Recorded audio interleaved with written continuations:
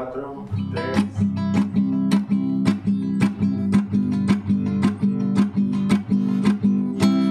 Después de la noticia que acabo de conocer el día de hoy, buenas tardes.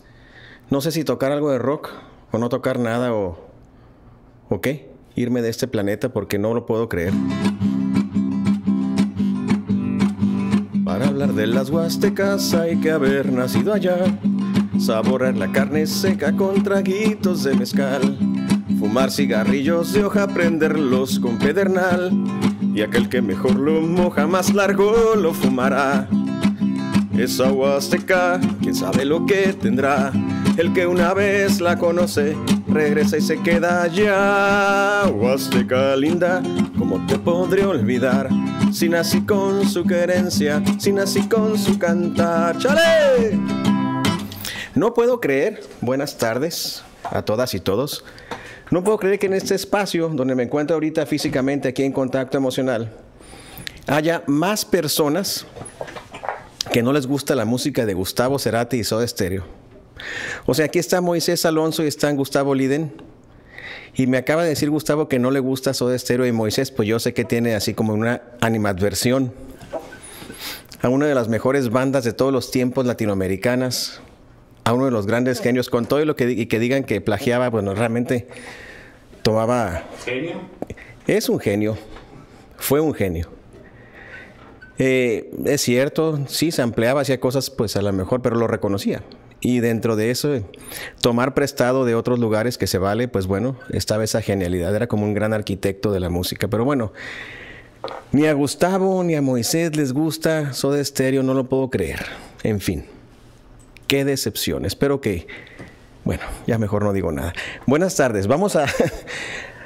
¿Cómo están? Un gusto saludarles a todas y todos. Bueno, el tema de hoy, después de esta noticia tan difícil de digerir, es los hábitos de la persona resiliente. Y algunos de ustedes estarán preguntando, ¿qué es eso de persona resiliente? La resiliencia, esa habilidad que ya hemos muchas veces aquí en Contacto Emocional platicado acerca de ella, que es como esa planta, veamos la imagen, Moisés, en la 2, esa planta que de repente uno no se explica cómo rompió o salió por ahí por las grietas del cemento en medio de la losa de concreto y logra sobrevivir, logra brotar ante la adversidad. Bueno, la resiliencia, antes de empezar a decir qué significa en la psicología, pues una cualidad que tienen los materiales, algunos materiales como un resorte, por ejemplo, Moisés, ahí como en la lámina 3. Un resorte es un material resiliente porque, bueno, cuando se estira, se somete a algún tipo de fuerza. Al dejar de ejercer esa fuerza sobre ese material, pues bueno, vuelve nuevamente a su estado original. Resalir es resaltar, como rebotar, volver hacia atrás. El resorte vuelve nuevamente a su estado original. Cosa que no pasa, por ejemplo, con una taza, con un lápiz, con una regla de plástico que al momento de doblarlas, pues se rompen, se fracturan y jamás vuelven a ser iguales. Entonces, bueno, en la psicología, en la ciencia de la psicología, podríamos decir que la 4, Moisés, que la resiliencia, así como decía el gran maestro, el maestro Boris Cyrulnik, vamos a hablar de él más adelante, dice que en una sola frase la palabra resiliencia puede definirse o decir como que es que ninguna herida sea destino. Ninguna herida sea destino. Y eso en la terapia es muy común porque cuando venimos a consulta psicológica muchas veces tratamos temas del pasado, tratamos heridas del pasado. Y bueno, ¿de qué se trata? De que entendamos de que todas las heridas llevan un proceso de cicatrización. Todas cicatrizarían si dejamos que el proceso de cicatrización ocurra de la manera en que tiene que ser, que las dejemos cicatrizar. Pero también, por supuesto, que podemos ayudar, podemos acompañar para que el proceso de cicatrización de las heridas pues sea mucho más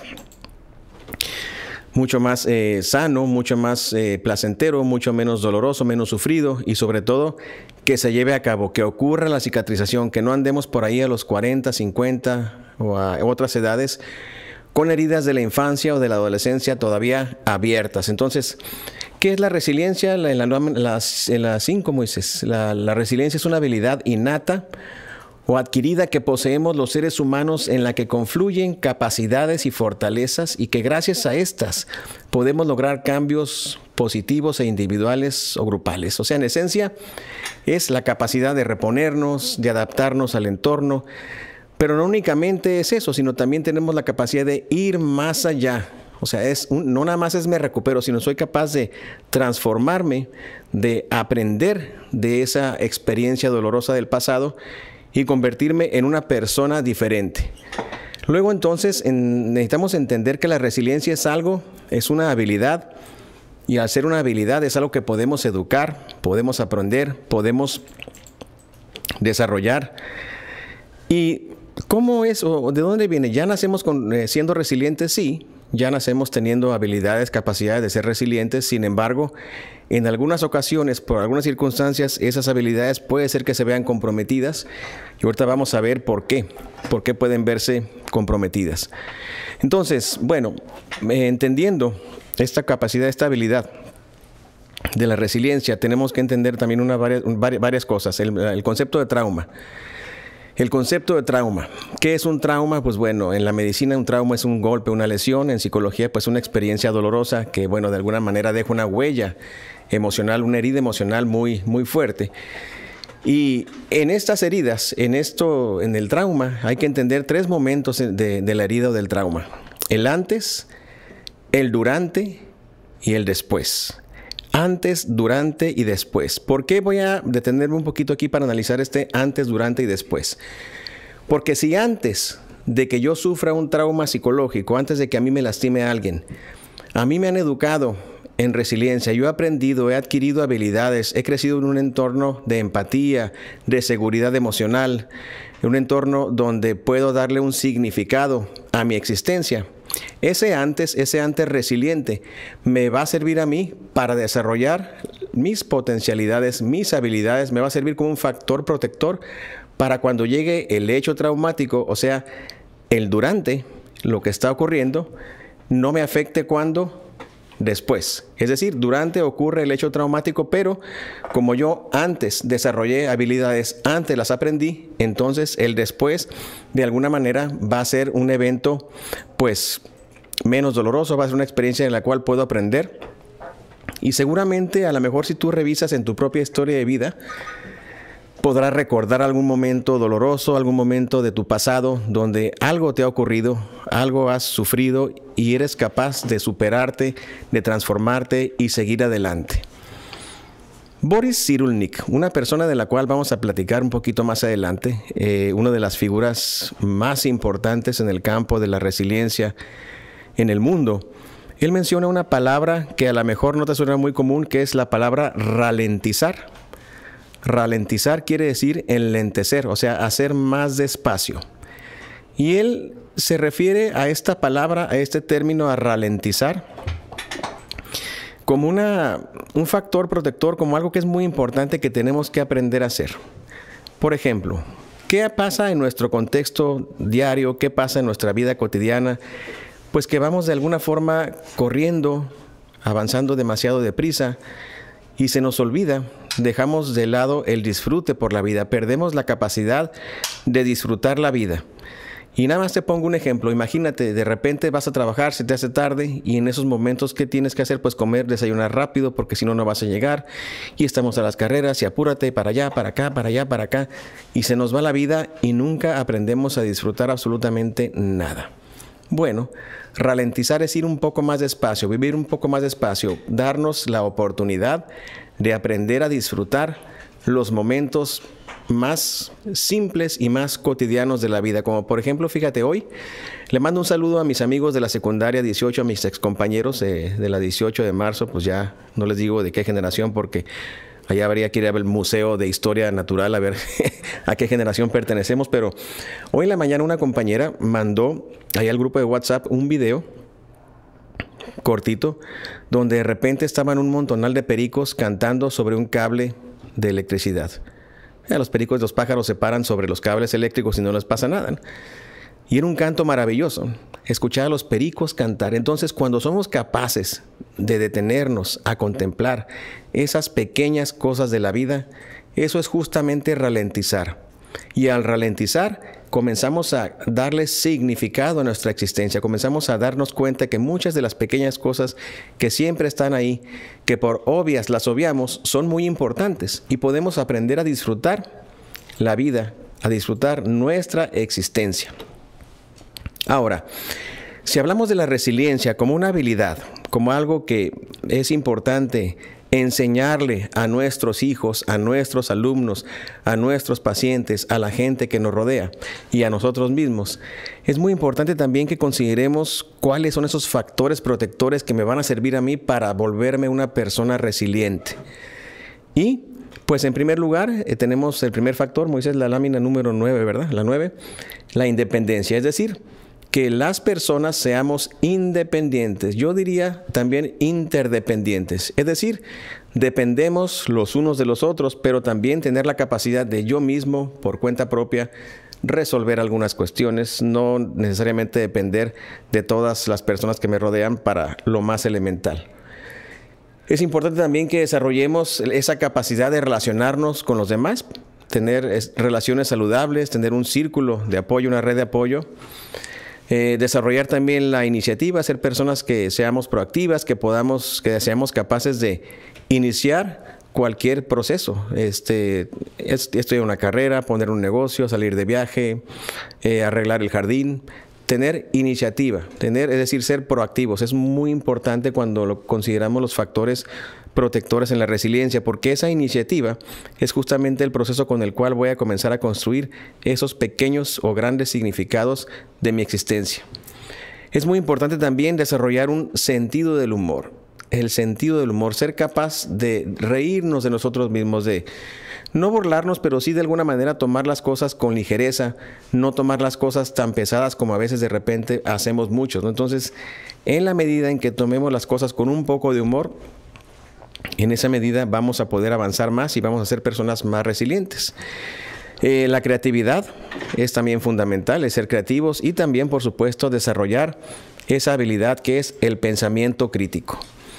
Ahora bien, si estamos pensando en los niños, en esas personas que de alguna manera nosotros somos sus tutores de resiliencia, somos las personas encargadas de enseñarles la resiliencia, porque no sé si lo vayan a aprender en la escuela, seguramente va a ser muy difícil, porque la escuela pues es un lugar donde vamos mayormente a adquirir instrucción, a adquirir conocimientos, y algunos maestros sí le enseñan o sí se ocupan de trabajar estas habilidades con los chamacos, pero bueno, no son cosas que estén en los programas educativos. Entonces, ¿quiénes somos los tutores de resiliencia de los niños? Pues los adultos, maestros, padres, tíos, abuelos, los que estamos con ellos. Y son, hay unas frases que quiero mencionarles: el yo soy, yo tengo, yo puedo, yo estoy.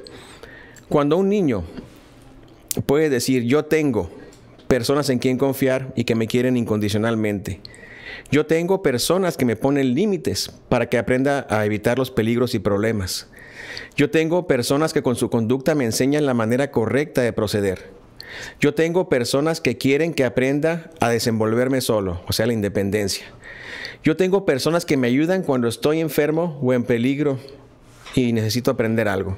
¿Sí? Esos yo tengo, como adultos tenemos que considerar que los niños pudieran pensar o decir. Yo soy, ¿qué un niño puede decir yo soy? ¿Yo soy qué? Yo soy una persona por la cual los otros sienten aprecio y cariño. Yo soy feliz cuando hago algo bueno para los demás y les demuestro mi afecto. Yo soy respetuoso de mí mismo, del prójimo. Yo soy capaz de aprender lo que mis maestros me enseñan. Yo soy agradable y comunicativo con mis familiares y con mis personas cercanas. Eso es el yo soy que un niño podría decir. Yo puedo, el yo puedo también es muy importante. Yo puedo hablar sobre las cosas que me dan temor o que me inquietan. Yo puedo buscar la manera de resolver mis problemas. Yo puedo controlarme cuando tengo ganas de hacer algo peligroso o que no está bien. Yo puedo buscar el momento apropiado para hablar con alguien o para actuar. Yo puedo encontrar a alguien que me ayude cuando lo necesito. Yo puedo equivocarme y hacer travesuras sin perder el afecto de mis padres. Yo puedo sentir afecto y expresarlo. Y finalmente también que el niño aprende a decir, yo estoy, pero ¿cómo yo estoy? Yo estoy dispuesto a responsabilizarme de mis actos. Yo estoy seguro de que todo saldrá bien. Yo estoy triste, lo reconozco, y lo expreso con la seguridad de que voy a encontrar en mi familia, en mis seres queridos, en mis maestros, en mis cercanos, voy a encontrar el apoyo que necesito. Entonces, yo tengo, yo soy, yo puedo, yo estoy. Eso es lo que el niño tiene que estar seguro de poder hacer o expresar para desarrollar esa resiliencia que es tan importante, sobre todo en este contexto cotidiano. Bueno, la resiliencia no únicamente es un tema individual, es un tema social, es un tema que también tiene que ver con las familias, con las sociedades, incluso con los países, con las naciones. La familia resiliente es aquella familia que tiene, pues bueno, que logra entender que los sucesos complicados de la vida son parte de ese proceso evolutivo, parte de esa transformación que es importante lograr. A pesar pues de las perturbaciones, a pesar pues de todos los acontecimientos dolorosos que de repente pudieran presentarse en la vida al seno familiar. También las naciones resilientes. Todo el mundo recordamos o sabemos lo que ocurrió en Hiroshima y Nagasaki por allá en el año 1945, cuando Estados Unidos suelta las 2 bombas atómicas. Y bueno, ahí tenemos la imagen del bombardeo de hace ya más de 70 años, ya hace bastante de ese hecho. Y bueno, Japón, después de haber sufrido los ataques de las bombas atómicas, fue capaz de levantarse de las cenizas como el ave fénix, fue capaz de reconstruirse como sociedad. Y hoy día pues sabemos que son una potencia económica mundial. Hoy día el Japón es un ejemplo de disciplina, de resiliencia, de constancia, de perseverancia, de educación, de solidaridad. Los valores que llevaron a ese país a levantarse de un evento tan desastroso que tal vez otros países no hubieran logrado hacerlo. Muy bien, entonces eso tiene que ver con la resiliencia a nivel social, la resiliencia en familias, en sociedades, en países. Quiero platicar acerca de 2 personajes muy importantes en la psicología cuando estamos hablando de resiliencia. El primero de ellos es Boris Cyrulnik. Ahí lo tenemos en una imagen con su madre cuando apenas tenía 5 años. Boris Cyrulnik nació en Francia, es francés, vive todavía, tendrá unos 83 años al día de hoy. Pero por allá en el año del 40 y tantos, en la Segunda Guerra Mundial, su padre, que había combatido defendiendo a Francia del ejército alemán, pues bueno, el mismo gobierno francés lo traiciona y los entregan a los alemanes. Entonces llega la Gestapo y se lleva a la mamá, al papá, a los hermanos, a los abuelos, se lleva a toda la familia, y su madre alcanzó a esconder al pequeño Boris en un albergue donde había 1,700 personas. Bueno, ahí se escondió, estuvo un tiempo escondido hasta que alguien traicionó a la gente, a los judíos que estaban escondidos en ese albergue, y pues llegó la Gestapo y empezó a masacrar, empezaron a aniquilar a esos 1,700 judíos que estaban ahí escondidos, refugiados en ese albergue.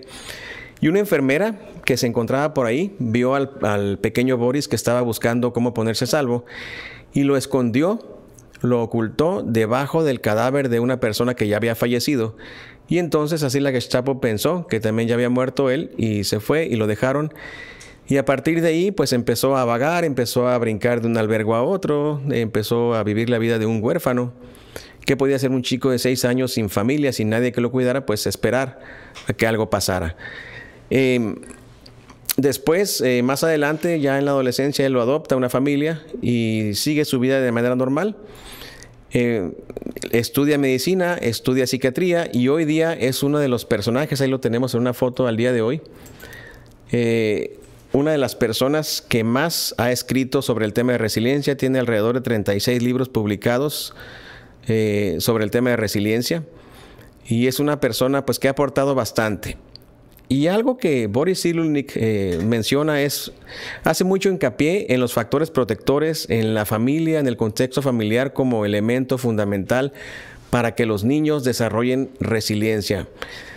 Él, imagínense, haber sufrido, haber vivido toda esta barbarie del Holocausto, haber visto cómo asesinaron y masacraron a su familia toda completa, y haber no únicamente no se quedó ahí, sino que fue capaz de sobrellevar todo esto y trascender y llegar muchísimo más allá.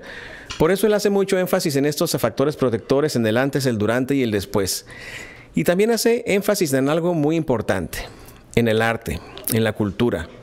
Todas las formas del arte, dice Boris Cyrulnik, son un factor de resiliencia.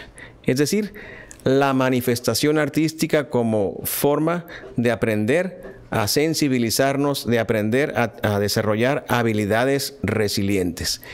Y por eso es muy importante que cuando pensamos en esas materias de educación artística, dibujo, danza, baile, pintura, pues no únicamente las veamos como materias de relleno. Cuando tu hijo te dice quiero cantar, quiero dibujar, quiero bailar, quiero hacer algo, pues motivarlo.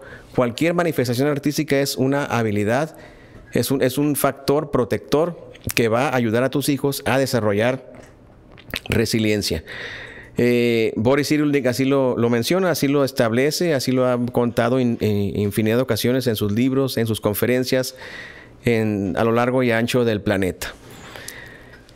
Bueno, él vive todavía, les decía, tiene 83 años aproximadamente. Hay otra persona también fundamental en el tema de la resiliencia, que fue porque ya falleció, el doctor Viktor Frankl. ¿Quién fue Viktor Frankl? Ahí tenemos una imagen del doctor Frankl en algún momento de su vida. Pues él fue un psiquiatra judío, que creo que nació en 1905 y murió en 1997 a la edad de 92 años. Bueno, por allá en 1941, 42, Viktor Frankl tenía un poco menos de 40 años de edad.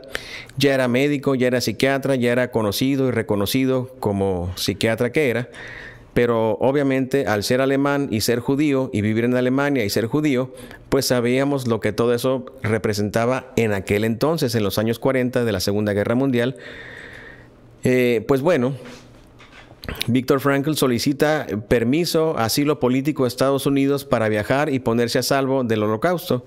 Y Estados Unidos le concede el asilo, le da una visa de trabajo para venir a Estados Unidos y trabajar, pero se la da solamente a él y no se la da a sus padres.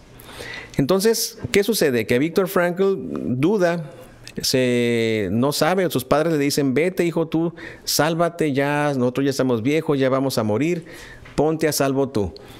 Y en aquel entonces relata Viktor Frankl que caminaba por las calles de Alemania, de Alemania destruida por los bombardeos, y se encuentra un pedazo de piedra con una inscripción en hebreo.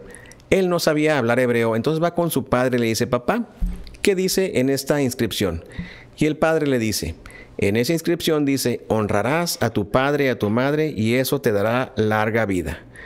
Como que ese fue el punto en el que Viktor Frankl dijo, yo no me voy, me quedo por solidaridad con mis padres.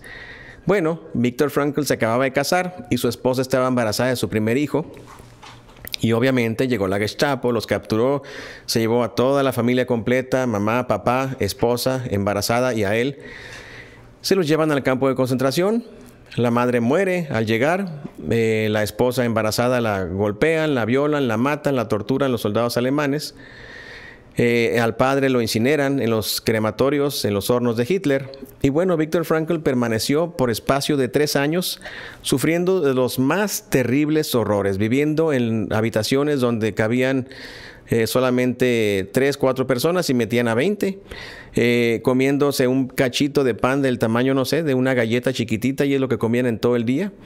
Siendo objeto de experimentos, les inyectaban cualquier cantidad de medicamentos, vacunas, sustancias químicas únicamente para probar a ver qué pasaba. Y viendo cómo la vida se les iba a pedazos, la gente empezaba a enfermar, a enflacar. Los que sobrevivían y hacían trabajos forzados, los otros pues los llevaban a los hornos y los quemaban vivos. Le tocó ver los errores más espantosos que cualquier persona pudiera imaginarse. Estamos viendo alguna imagen por ahí, Moisés, nada más para que la gente se dé una idea de lo que fue el Holocausto, la mortandad. Cientos de miles de cadáveres en fosas que luego los quemaban, de judíos que Hitler mató. Personas, pues bueno, enfermas, delgadas, pues ahora sí que, pues casi, pues sí, muriéndose literalmente de hambre. Y bueno, lo que Viktor Frankl comentaba, y lo comenta en su libro, vamos a hablar de ese libro, comentaba que la gente, las personas perdían el sentido vital, perdían las ganas, la razón de vivir. Y entonces, pues bueno, ¿qué hacían? Se aventaban a las alambradas, se suicidaban. ¿Para qué? Pues para morir y no seguir sufriendo.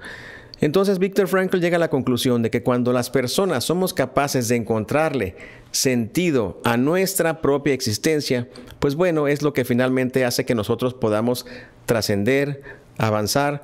No importa si hemos sufrido, no importa si la vida nos ha tratado mal, encontrarle sentido a la vida es lo que finalmente hace que nosotros podamos seguir avanzando, trascendiendo. Viktor Frankl, si lo ven en la siguiente imagen, pues bueno, ya de grande, 50, 60, practicaba alpinismo. A los 67 aprendió a volar avionetas y escribió uno de los libros más importantes de la historia de la humanidad, El hombre en búsqueda de sentido. Si hacemos un top de los 10 libros más importantes de la humanidad, estaría por supuesto la Biblia, estaría Don Quijote de la Mancha y estaría uno de ellos sería El hombre en busca de sentido de Viktor Frankl. Y dice Viktor Frankl, decía ya para cerrar, decía, no hay nada en el mundo que capacite tanto a una persona para sobreponerse a las dificultades externas y a las limitaciones internas como la conciencia de tener una tarea en la vida, tener pues un sentido de vida.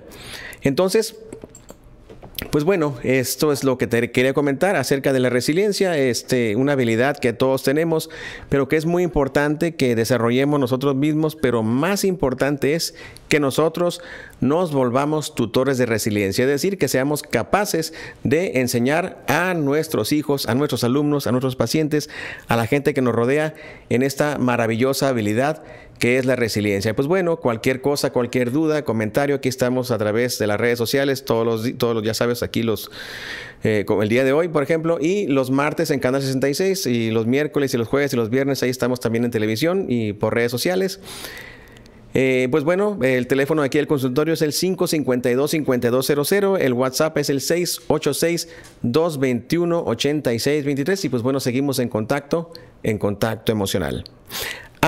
Y antes de despedirme, quiero comentarles que se me está olvidando, Gustavo, presentarte. Mira, me engrando en el tema y no te presento. Qué mal. Ya sé por qué no te quería presentar. Porque no te gusta Gustavo Cerati igual que Moisés. Qué decepción. Bueno, Gustavo, tienes un taller. Vas a dar un taller. Él es el Gustavo, el psicólogo, el Gustavo. El psicólogo, mira, te llamas igual que Gustavo. Ande. Gustavo Cerati, Gustavo Líder.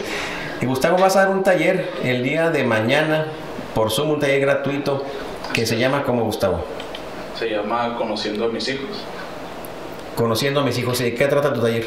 El enfoque de este taller es el hecho de que, como mismo lo comentamos, uno por la vida va cumpliendo ciertas etapas del desarrollo. Viene la niñez, la infancia, la adolescencia, la adultez, hasta llegar hasta la vejez.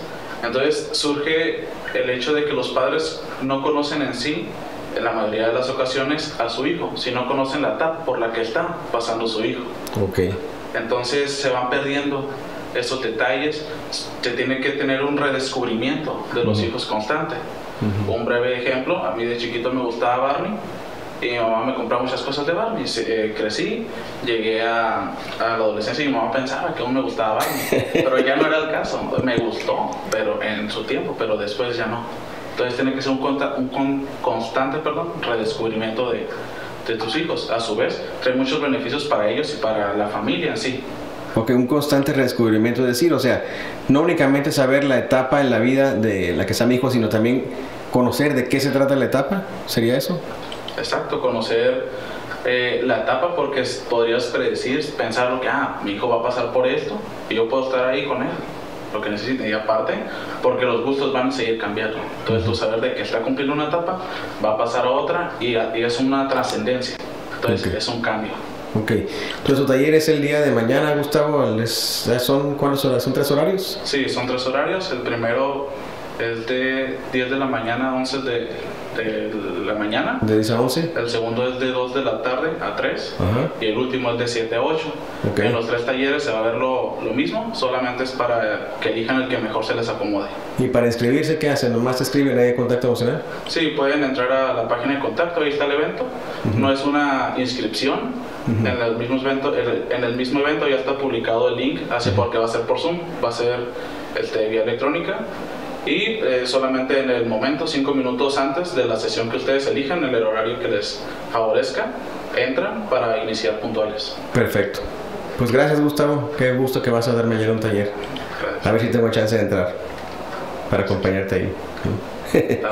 Bueno, amigas y amigos, pues hemos llegado al final de este espacio. Nos vemos la próxima. Ya lo saben, esto fue Contacto Emocional. Chao, chao.